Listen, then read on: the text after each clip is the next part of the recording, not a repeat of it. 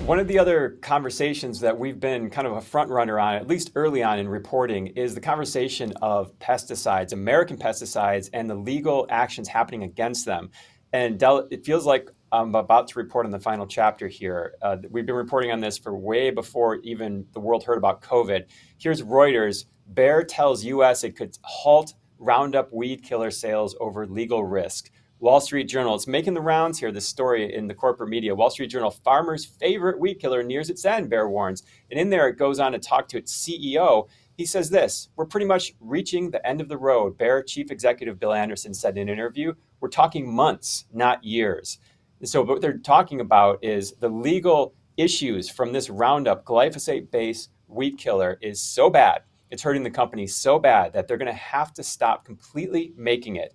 And that's because they've tried everything they possibly could. And I'm looking at kind of the story behind this fear push is they're saying, oh no, farmers, the shelves are going to be empty if you don't really help us out here. Because what have they tried so far? Well, let's look at this. Just it's about a year ago, Bayer reaches over $10 billion settlement in Roundup cancer lawsuits. So that was a group of lawsuits. They said, here's $10 billion, but there was still about over 60,000 that were remaining. And those are delivering loss after loss. Here's the recent one in Georgia, $2.1 billion over non-Hodgkin's lymphoma, latest weed killer loss. And it's not just here in the United States anymore. Ontario is starting its first class action lawsuit. They're asking for $1.2 billion against, again, Roundup weed killer maker. And then also in France, you're seeing, this is a first, sadly, French parents, this court case just started. French parents sue Bayer over glyphosate birth defects in their son. That was the basically in utero effects he was exposed to, and he had birth defects. So that court case is going on. We're going to keep an eye on that. And then Bayer even begged the Supreme Court. They've done this. Bayer renews bid for U.S. Supreme Court to curb glyphosate cases. Please, Supreme Court, please stop this damage.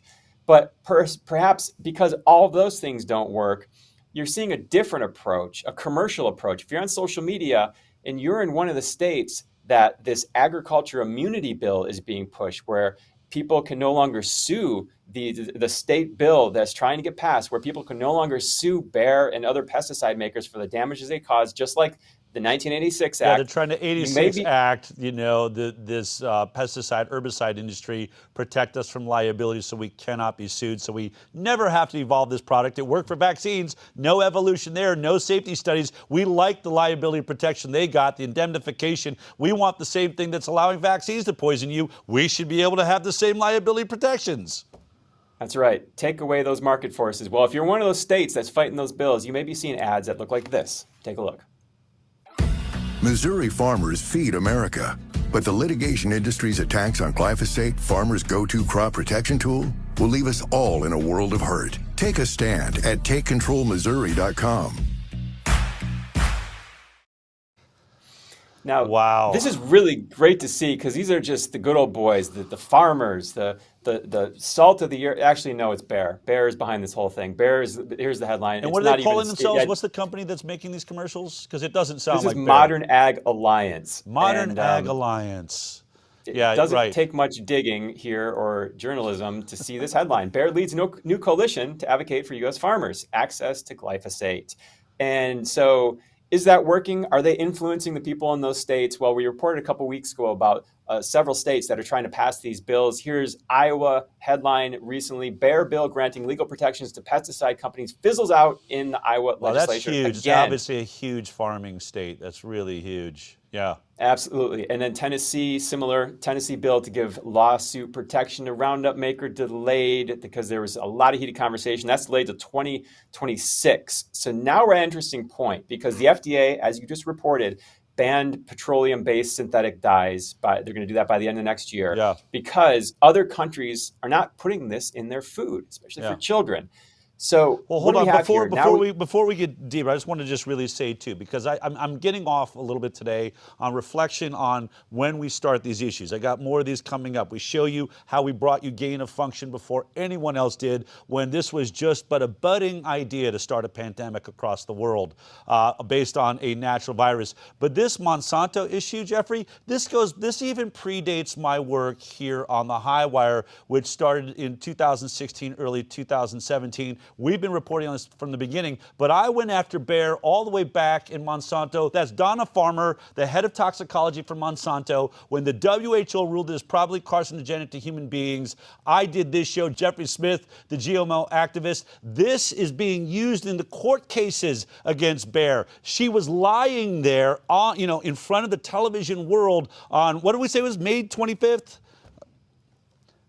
May of 2015, I first dropped the gauntlet on Monsanto when I was then working for CBS on the doctors. And here we are, they're paying billions and billions and billions of dollars, and they're now saying, the jig is up. We may be coming to the end of this. I also want to say, Jeffrey, I don't trust them at all. This reminds me of when the CDC started doing studies on aluminum, right at the moment they thought they were going to jump into mRNA technology. So they're just saying, they're willing to, there's some ugly new product, I'm sure, right around the corners. They say, you got us, and then they'll bring us some other deadly toxic chemical, which, right. and I want to point out one thing too, that they're trying to divide this nation right now. These corporations are so sick and twisted. That ad you just showed is trying to pit Maha moms and people that want healthy children against the heart of America, which is farmers. It is so sick and demented that they are running that to say, you're going to hurt the farmers, you're going to hurt this. You know what hurts farmers?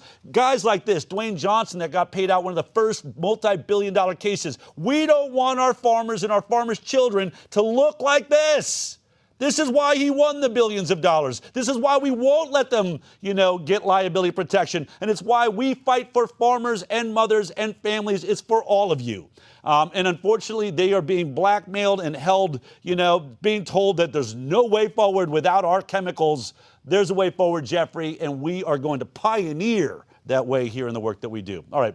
I know I got to let you get back to it, but just wanted to really share some very important points there that when people say, there's nothing we can do, we have no power. I didn't know what I would be able to do against Monsanto back in 2015, but it takes a little bit of patience. 10 years or so, and then suddenly look what can happen. We're planting seeds all the time for the future of our children. And you watch the industry mouthpieces for pesticide companies, and they want to push the economic angle. The shelves are going to be bare.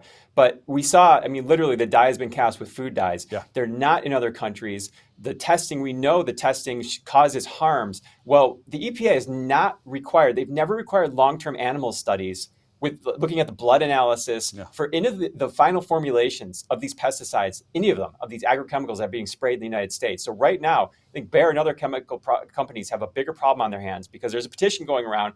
This is Moms Across America and other organizations for 84 agrochemicals. So just like the food dyes, but now agrochemicals that are banned in other countries like Europe, China, Brazil, other countries, but they're using them here in the United States. So when Trump says our goal is to get toxins out of the environment, protect our children, this is how you do it. And this is the headline here at Moms Across America. USA nationwide called a ban of 84 pesticides that have already been banned in Europe and other countries. You can see the image here of all these things that are being sprayed on our crops.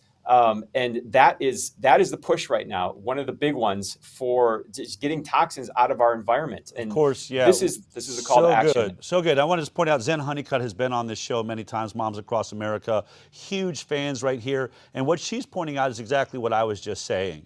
We can't just say, we won against glyphosate. They want us to target. This is what they do. They want us to target that one little issue. You got us. We're weeks away. We've got nowhere to go. They have 84 other, deadly chemicals that they'll turn around and throw in Roundup, and it'll be on the shelves tomorrow. So this is why Zen is so on top of it, and why we're incredibly supportive of this mission, which is you're not going to get to do a bait and switch. You don't get to move in another chemical and say, you won. No. They're all banned. They need to all be banned, just like the chemical dyes, as you said. We should not be allowing any chemicals into our food that are already banned in other countries. Standing behind this, very important. Everybody should go to Moms Across America, get involved with the work that she's doing there. So important. Absolutely. This organic regenerative practices and agriculture, like we had on the show with Kiss the Ground documentary, it starts there. This can happen in the United States with the right type of leadership.